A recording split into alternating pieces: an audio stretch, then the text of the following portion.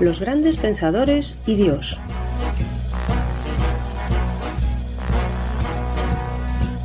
¿Qué pensaban acerca de Dios las grandes mentes que nos han legado su saber? ¿Su opinión acerca de Dios condicionó su vida? Los grandes pensadores y Dios es una serie de entrevistas con el profesor Javier Álvarez Ballesteros, doctor en filosofía, catedrático de bachillerato y profesor en la Facultad de Teología Evangélica.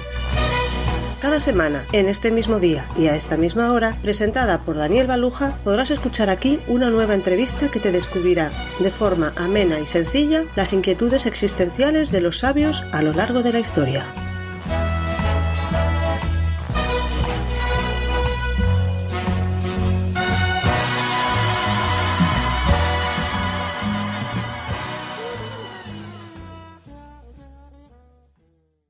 Hoy nos acercamos a un pensador clave de finales del medievo, Guillermo de Ockham. Le tocó vivir un tiempo difícil, un tiempo de controversias, de cambios en la vida de la Iglesia, un conflicto entre los que defendían la autoridad papal frente a otros que sostenían la primacía del concilio, un papado que ya no está en ese momento en Roma sino en Aviñón. En fin, son tiempos de cambios, de tránsito entre una edad que muere, la Edad Media, y un mundo nuevo que está comenzando a formarse y que será nada menos que el mundo del Renacimiento, el mundo de la Reforma, el mundo del humanismo y también el mundo de la ciencia y de la filosofía moderna. Javier, en medio de todos estos cambios, ¿qué puedes decirnos de la vida de este pensador polémico que fue Guillermo de Ockham? Pues bien, Guillermo de Ockham nació a finales del siglo XIII, no sabemos exactamente la fecha, el año, pero finales del siglo XIII, en Ockham, que está al sur de Londres. Siendo muy jovencito, ingresa en la orden de los franciscanos, esa orden que había creado Francisco de Asís, y va a ser un estudioso, un alumno en ni más ni menos que en Oxford, en la Universidad de Oxford, y después de haber estudiado allí, también ejercerá como profesor. Como profesor enseñará un libro muy famoso, que era entonces, digamos, la base de la enseñanza, que eran las sentencias de Pedro Lombardo. Entonces él hace un comentario a esas sentencias, que era la forma de estudiar. Después de Oxford enseña en la Universidad de París y es mentor de un filósofo escolar francés que va a tener luego mucha trascendencia en la historia de la ciencia, que se llamaba Juan Buridal. En 1324 es llamado a la corte papal de Aviñón, que como comentabas, pues se ha producido un traslado del papado de Roma a esta ciudad francesa y es papa, creo que era el segundo de los papas de Aviñón, Juan XXII. Y le llaman precisamente por este perfil polémico que tiene Guillermo de Ockham, por haber puesto en tela de juicio, haber impugnado las pruebas tomistas para demostrar la existencia de Dios. Y entonces pues es llamado allí a capítulo para dar razón de sus ideas, de su pensamiento, un tanto sospechoso de no ser muy ortodoxo. Y allí va a coincidir con Miguel de Cesena, que era un franciscano también, que defendía una tesis muy curiosa, pero yo creo que también muy interesante, que era la perfección evangélica de la pobreza. Es decir, que una virtud cristiana es el llevar una vida sencilla, una vida de pobreza. Y ahí estas tesis de la pobreza evangélica van a chocar mucho con la corte papal. Y Ockham, que no se había metido nunca en este tipo de asuntos, pues ahí va a tener que participar de alguna forma en apoyo de su hermano franciscano. Y curiosamente también en esta corte papal de Aviñón va a coincidir con Luis IV de Baviera. Luis IV de Baviera, que acaba de ser investido emperador y va a tener unos choques importantes con el Papa Juan XXII.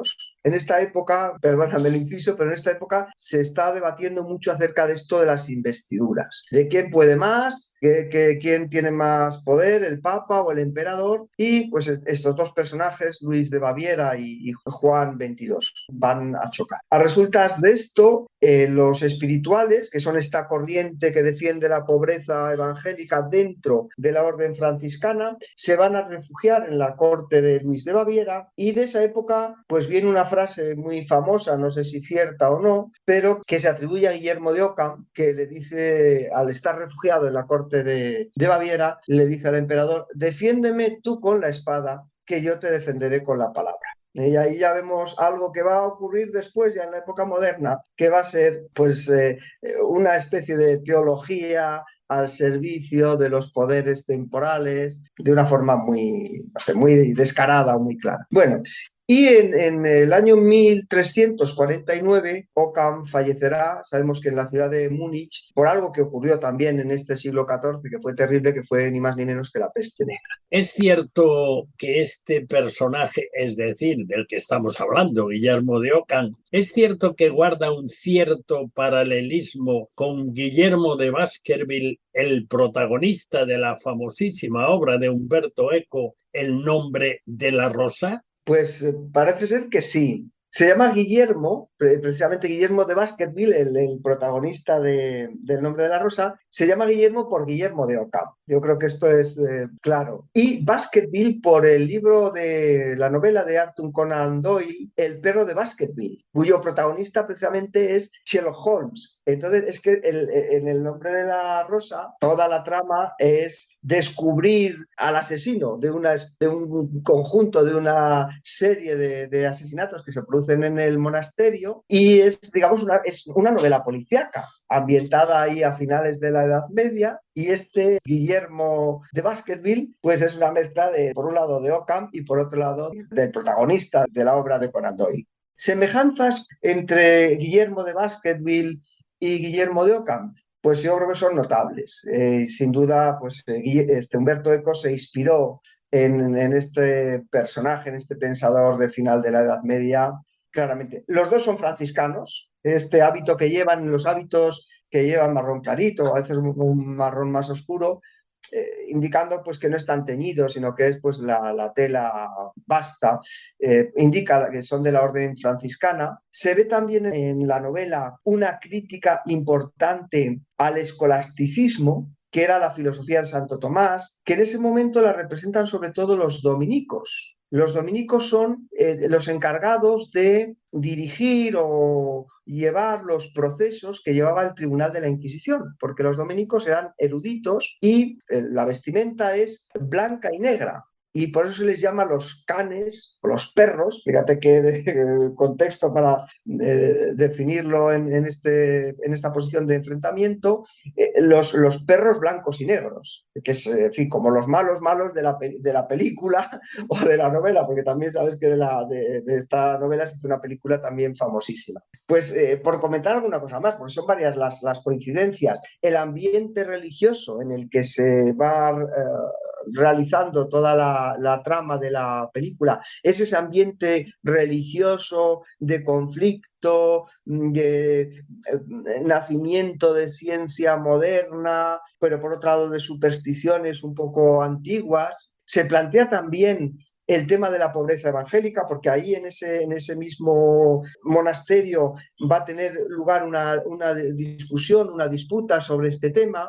Está como telón de fondo también el tema de la autoridad del papado, que le tocó, como hemos visto un poco al ver la vida de Guillermo de Ockham, realmente a Guillermo de Ockham enfrentar. Y yo creo que sobre todo el protagonista de la novela es alguien que está defendiendo un conocimiento científico, un conocimiento racional, una investigación. Cuando él intenta resolver estos crímenes, va a utilizar un conocimiento que es completamente independiente de la fe. Esta idea del conocimiento racional que se separa del conocimiento de la fe, aunque Guillermo de Ockham y Guillermo de Baskerville son franciscanos y por supuesto creyentes, pero ellos creen que la investigación, en este caso de un crimen, o Guillermo de Ockham, como veremos, la investigación de la naturaleza, debe hacerse aparte de los postulados o de las creencias de la fe. Si uno se imagina la Edad Media, hasta dónde podemos hacerlo en nuestros días,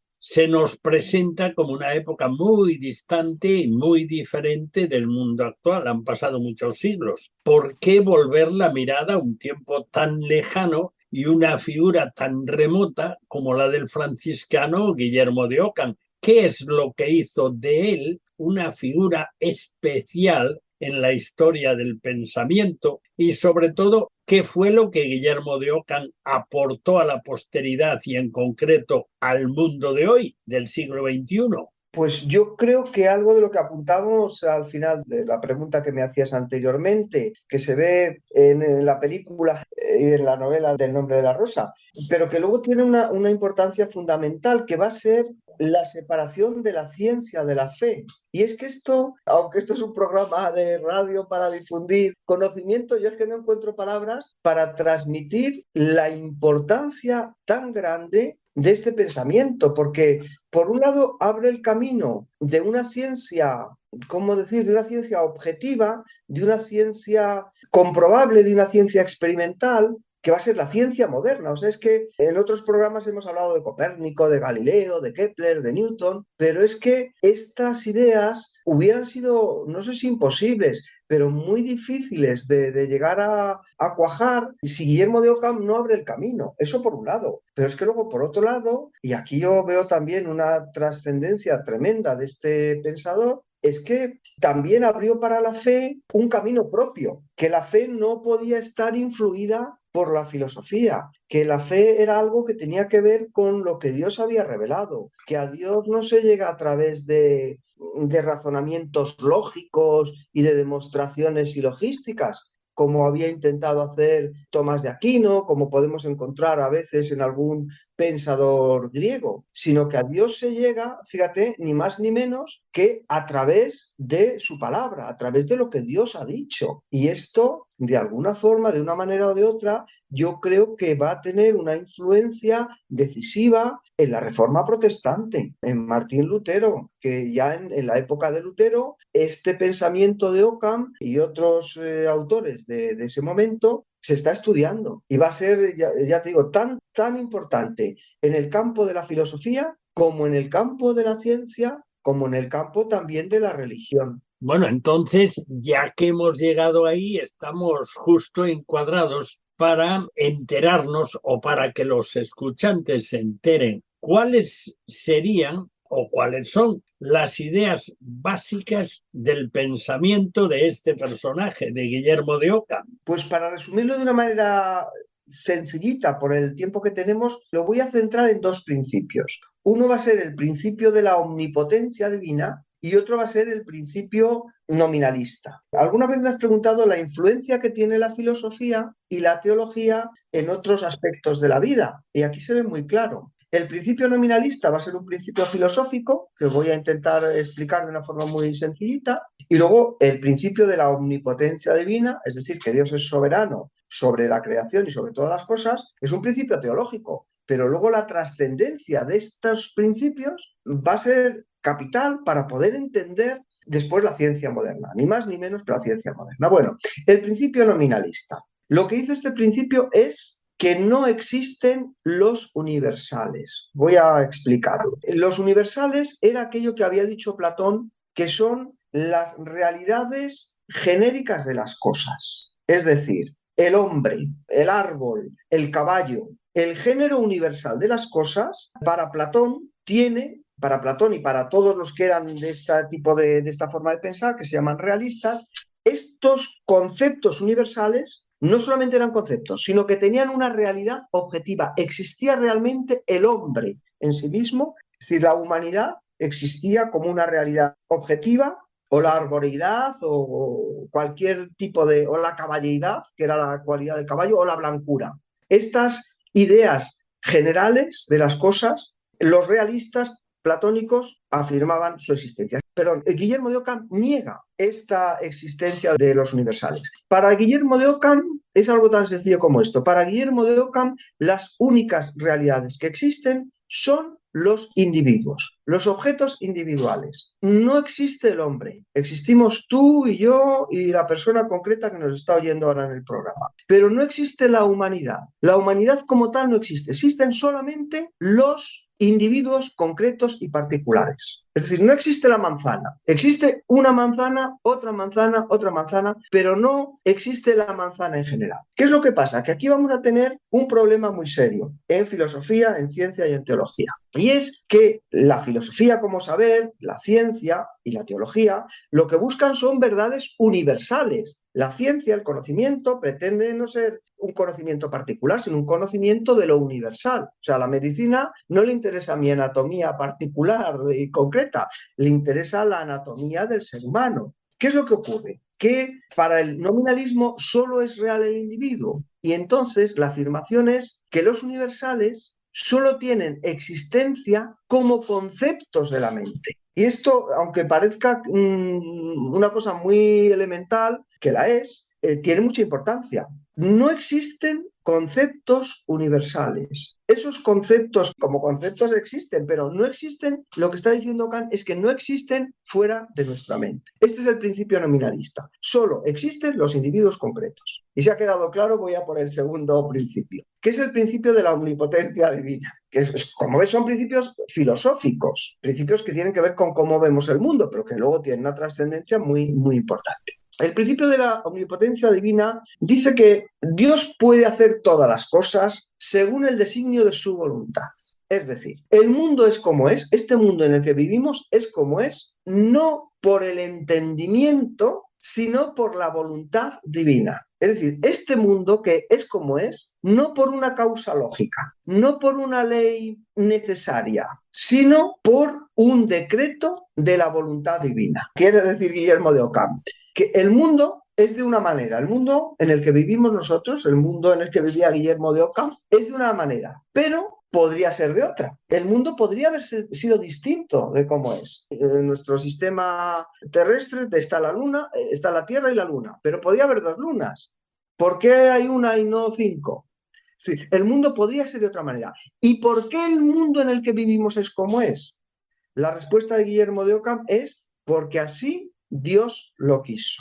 Esta primacía en la omnipotencia divina se llama voluntarismo. Entonces, el mundo es como es por la voluntad divina, porque Dios es, sobre otras características o atributos de Dios, lo que está diciendo Ockham es que el atributo, la característica más importante de Dios es la voluntad. Dios puede hacer todo aquello que no implique una contradicción absoluta. Es decir, lo que no puede hacer Dios es un círculo cuadrado, porque eso ni lo puede hacer Dios ni se puede hacer. Eso es una contradicción absoluta. Dios no puede hacer cosas que sean contradictorias. No puede contradecirse a sí mismo. Es decir, Dios no puede querer una cosa y no quererla. Entonces, lo que vemos aquí, y con esto ya termino para que se vea la diferencia, es frente a los dominicos, al hablar de la novela de Eco citábamos que eran los escolásticos, frente a los dominicos intelectualistas que creían que la facultad o la característica más importante de Dios era su intelecto, los franciscanos van a considerar que el atributo más importante de la divinidad es su voluntad. Es decir, Dios no es tanto un ser lógico como un ser amoroso. Lo que prima en Dios, y en la filosofía franciscana lo que ellos resaltan, es el amor de Dios, la voluntad de Dios frente a su intelecto, frente a su entendimiento. Perdón si son unos principios un poco raros, pero me has preguntado la base del sistema nominalista y son estos dos principios. El principio nominalista solo existe lo individual y lo individual ha sido creado así tal y como es porque Dios así lo ha querido, la soberanía de su voluntad. Ahora, tú mencionaste antes que un énfasis de Guillermo de Ockham era la palabra de Dios. ¿Dónde se encaja eso? Pues me gustaría explicarlo con detenimiento. Dios se ha manifestado al hombre a través de su palabra. Si Dios le ha dicho al hombre lo que el hombre tiene que creer de una forma clara a través de las Sagradas Escrituras. Entonces, lo que está negando Guillermo de Ockham es que el hombre pueda saber lo que quiere Dios de él, lo que espera Dios de él, o que el hombre pueda conocer cuál es el designio que Dios ha utilizado para salvar a este ser caído sin tener en cuenta lo que Dios dice. Es decir, el hombre por sus propias fuerzas no podría saber que la única forma de reconciliarse con Dios es a través de la cruz de Cristo, a través de la muerte de Jesús. ¿Cómo puede saberlo? Pues la única forma que tiene el hombre de saberlo es leyendo lo que Dios ha dicho, leyendo la palabra de Dios. ¿Por qué? Y ahí está la solidez de estos dos principios que he explicado antes, que pueden parecer un poco rollos. La primacía del voluntarismo divino. Es decir, ¿por qué Dios tenía que salvar al ser humano de la manera que Él lo hizo? ¿Por qué Dios tenía que utilizar la sangre para la remisión de pecados? ¿Por qué no podía perdonar los pecados de otra manera? No lo sabemos. Sencillamente porque Dios así lo quiso. ¿Y eso nosotros lo podemos deducir lógicamente? No. Eso solamente podemos aprenderlo leyendo la palabra de Dios. Fíjate la importancia que le está dando Guillermo de Ockham al estudio de las Escrituras, y no es de extrañar que después, en la Reforma Protestante, pues algunas de estas ideas, modificadas ciertamente, pero entraran a formar parte del acervo de la reforma y del cambio que necesitaba la Iglesia en ese momento, porque la Iglesia estaba hasta arriba de especulaciones racionales, de cuántos ángeles caben en la cabeza de un alfiler, y Guillermo de Ockham dice, mire, déjese de tonterías, porque eso el ser humano no lo puede saber. Y en todo caso, en la cabeza de un alfiler cabrán los ángeles que a Dios le dé la gana. Y punto. Bueno, entonces vamos a ir resumiendo, porque por un lado, Guillermo de Ockham sostiene que no hay realidades universales, que según él solo existen los individuos concretos. Por otro lado, el voluntarismo divino sostenido por Ockham defiende que todo, absolutamente todo,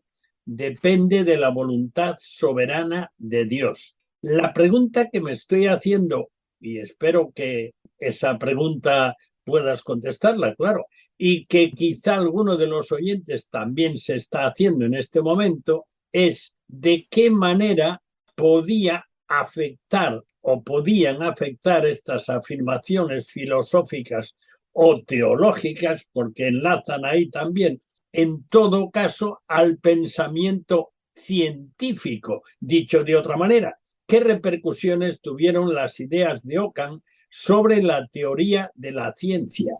Bueno, pues vayamos por partes. A ver si lo puedo explicar. Creo que nos queda poquito tiempo. El primer principio, el principio nominalista. Solo existen realidades individuales, realidades particulares, seres concretos. Si no existen las realidades universales y estos conceptos generales son solamente conceptos mentales, ¿qué es lo que ocurre? Que la ciencia es una construcción lingüística. La ciencia es algo que es creación humana, creación de la mente humana. No existen en la realidad leyes universales, conceptos universales, conexiones causales universales. Y esto va a tener una importancia muy grande. ¿Por qué? Porque lo que está diciendo es que en el mundo no hay una lógica a priori, es decir, no hay una lógica previa al conocimiento experiencial. Por tanto, el mundo, según Guillermo de Ockham, solo puede conocerse a través de la experiencia. A través de la experiencia. Y a través de esa experiencia, el hombre, generando conceptos universales, va a dar razón de las cosas. Y por otro lado, como no hay una conexión necesaria, pues porque entre las cosas, porque el mundo es creado por medio de la voluntad divina. Es decir, que las leyes que hay en la naturaleza son unas, pero podían ser otras. ¿De qué forma puedo yo conocer las leyes de la naturaleza? Pues la única forma que tengo para conocer las leyes de la naturaleza es estudiando la naturaleza, yendo a la naturaleza misma. Entonces, conocemos el mundo, nosotros podemos conocer la voluntad de Dios para nosotros, como comentábamos en una pregunta anterior, a través del estudio de las Sagradas Escrituras. Luego podemos conocer el mundo externo y el mundo interno por la experiencia. El mundo externo de forma inmediata a través de los sentidos, y de esa forma conocemos el mundo, que esto ya es un paso muy grande respecto a todas las especulaciones teológico-filosóficas de la Edad Media. Y el mundo interno lo conocemos de forma inmediata a través de nuestra experiencia interior. Es interesante, perdona que te interrumpa. Es interesante porque tú ya lo has mencionado antes, el hecho de que el gran postulado de Martín Lutero, que no fue el primer reformador, pero es el que más suena como iniciador. El gran postulado de Martín Lutero fue sola escritura. Es curioso, él no era franciscano, que era agustino, pero sin embargo, esa idea seguramente que llegó hasta él desde este pensador Guillermo de Ockham. Tú mencionaste algo de esto. Efectivamente, o sea, a la fe le va a quedar abierto un único camino, que va a ser el camino de la revelación directa por parte de Dios.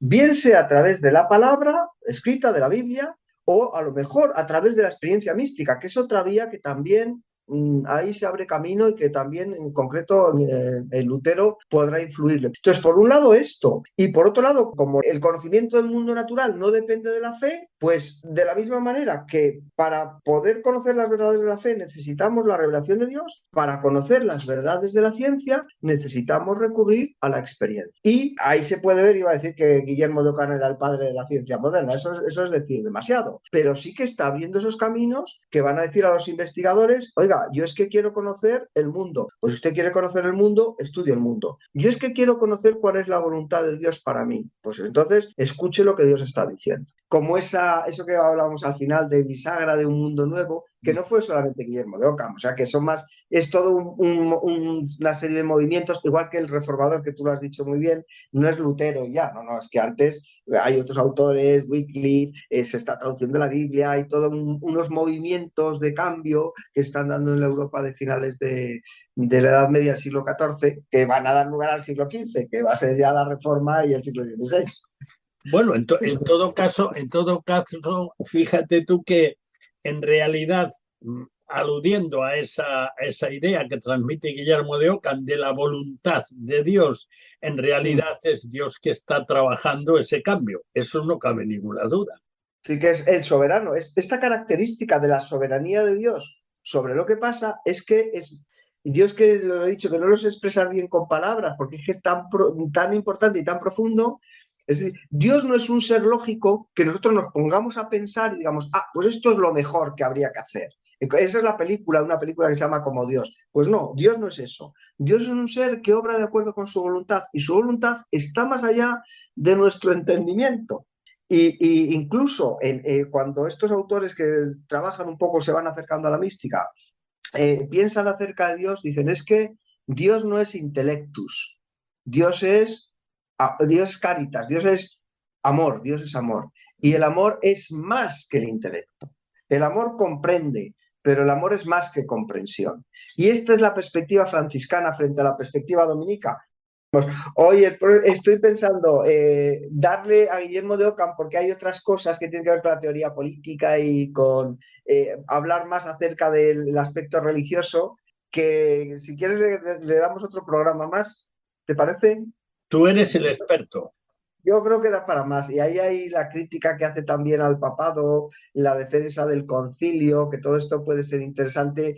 Y ya que hemos llegado hasta ahí y vamos caminando en los minutos sin parar porque corren que se las pelan, ¿tienes así en mente o anotado algún libro que tenga que ver con entender un poco más acerca de este hombre tan notable y tan influyente? Cualquier historia de la filosofía siempre va a aparecer al final de la Edad Media, ir a los capítulos finales. Cualquier historia de la filosofía sencillita va a tratar a Guillermo de Ockham, porque es un personaje que, aunque está al final de la Edad Media, va a aparecer ahí porque su trascendencia es fundamental. Él es una bisagra entre el mundo antiguo y el mundo moderno. Y va a hacer una crítica muy grande a toda la filosofía escolástica previa y va a abrir caminos y rumbos nuevos, pues, que van a tener muchísimo interés. Me gusta mucho ese término que acabas de emplear referido a este Guillermo de Ockham, el término de bisagra entre una época y otra época, porque está muy claro que ha habido un cambio muy grande entre la época medieval y la que la siguió. Pero me gusta esa idea de un movimiento ideológico que nace con Guillermo de Ockham. Me gusta esa idea. Así que me voy a quedar con la bisagra porque ilustra muy bien el cambio. Te agradezco mucho que hayas mantenido la conexión a pesar de las alteraciones de tu vida y de tu teléfono. Muchas gracias. Bueno. Chao, Javier. Pues terminamos. Los grandes pensadores y Dios se despide hasta la próxima semana, el mismo día y a la misma hora, cuando podrás escuchar aquí una nueva e interesante entrevista con Javier Álvarez Ballesteros, que nos acercará una vez más a las biografías íntimas de figuras destacadas de la historia.